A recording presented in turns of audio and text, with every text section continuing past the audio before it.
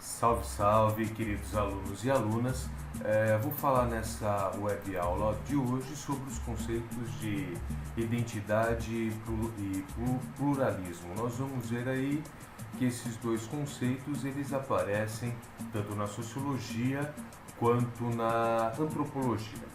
Pensando nessas duas ciências, nós vamos observar que a sociologia ela sempre vai privilegiar o chamado coletivo sobre o indivíduo, pensando aí no conceito de identidade, enquanto a antropologia ela vai focar nos chamados povos não europeus, ela vai focar os seus estudos nos povos não europeus e vai ter como objetivo aí uma compreensão do que era o ser humano.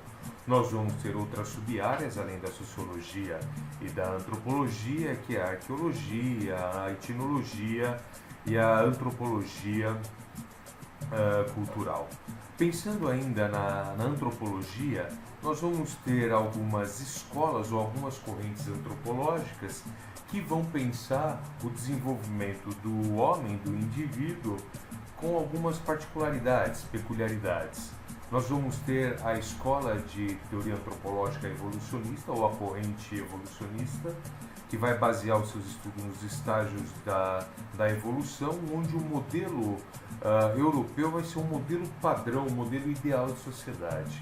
Então, para os evolucionistas, o que nós temos aí são degraus, onde a civilização ela sai da barbárie e chega aí no seu estágio mais avançado, no seu estágio civilizatório, onde o modelo seria a civilização europeia, seria o padrão europeu. Os funcionalistas, eles vão romper com essa ideia de estágios evolucionários.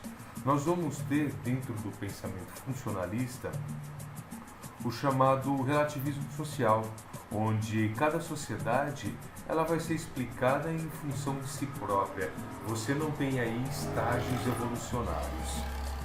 Pensando ainda no conceito de identidade, pluralismo, nós vamos ter o desenvolvimento da área das ciências humanas, com algumas disciplinas em si, com algumas ciências em si.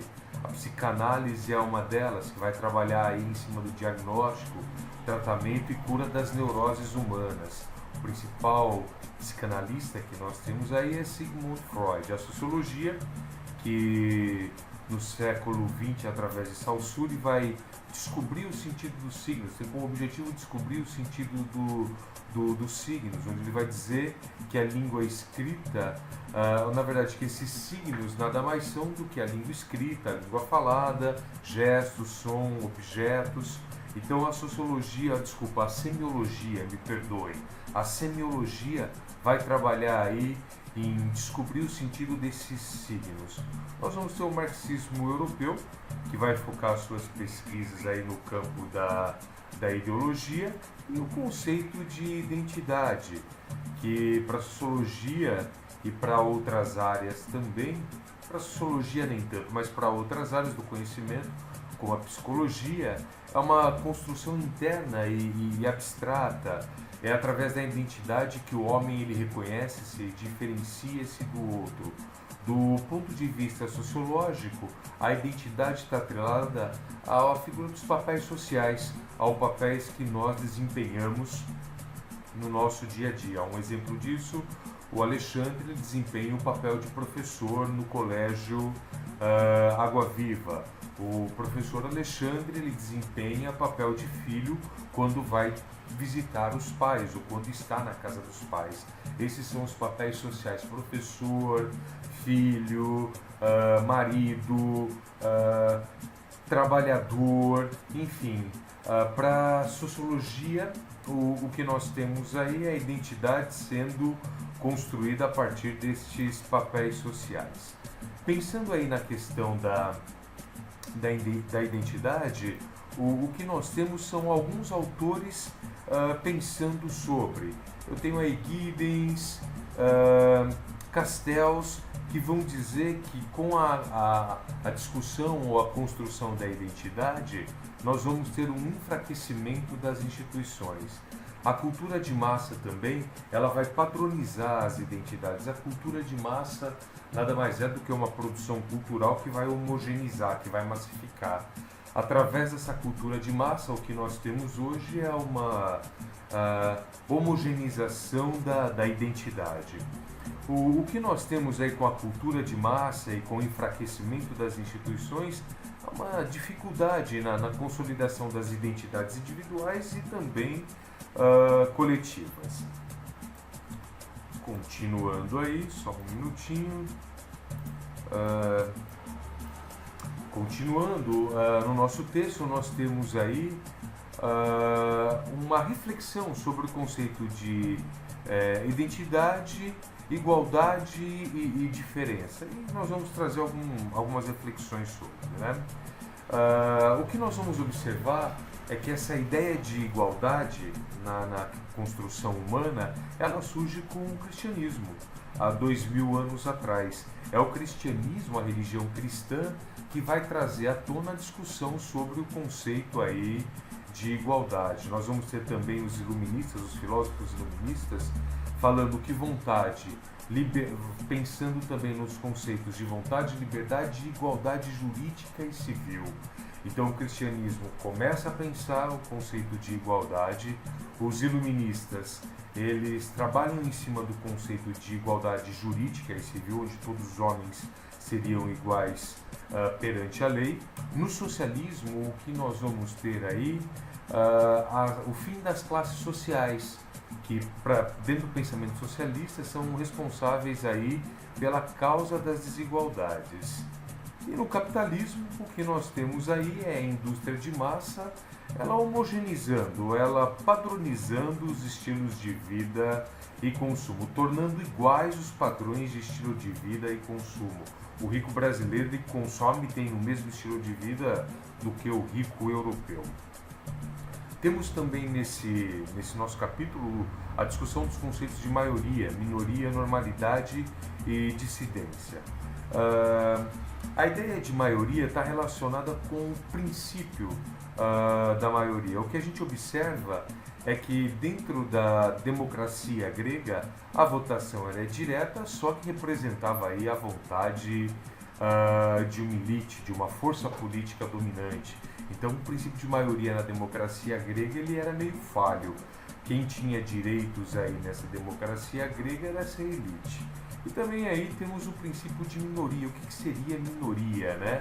Que são os grupos que não estão no poder, que não conseguem aprovar os seus projetos. Então, quando a gente fala minoria dentro do campo sociológico, o que nós estamos querendo dizer são grupos que não têm representação política nenhuma, grupos que não têm representação política de nenhum tipo. Esse conceito de maioria ou minoria está relacionado aí com a capacidade de certos grupos sociais de fazer pressão e obter sucesso aí em suas reivindicações. Então, se um grupo, através de uma pressão política ou social, obtém sucesso nas suas reivindicações, ele é a maioria. O que não obteve sucesso aí nas suas reivindicações pode ser considerado aí uma minoria. Nós vamos trabalhar agora também o conceito aí de o que seria normalidade, né, dentro da sociologia. Para Durkheim, o que é considerado raro, discordante, que não está normal, ou melhor, o que é raro e discordante, o que não concorda, para Durkheim é anormal. Para Durkheim, o fato social, a partir do momento em que ele é geral, ele é saudável, ele é normal. Em linhas gerais, para Durkheim, uma sociedade onde eu tenho regras bem definidas e todos seguem essas regras sem contestação, ela vive dentro de uma normalidade. Se eu tenho uma sociedade onde as regras elas não são seguidas, questionadas, para Durkheim essa sociedade ela é anômica, ela é doente. Nós vamos ter também aí os pensadores positivistas dizendo pra gente que uma sociedade saudável é uma sociedade onde existe consenso e existe um alto grau de adesão entre os indivíduos. A partir do momento em que existe conflito, os positivistas, a sociedade ela está no seu estado patológico ou mórbido, a sociedade ela está doente. Quem vai trazer um pouquinho também, ou quem vai falar um pouquinho sobre esse conceito de maioria, normalidade, minoria, é a estatística, que vai apagar todas as nuances aí social, impedindo uma real avaliação da situação. A estatística, ou somente números, não mostram de forma real o que são os problemas da sociedade. Bem, queridos alunos e alunas, eu termino aqui falando para vocês esses conceitos de pluralismo e identidade. Estudem e estudem.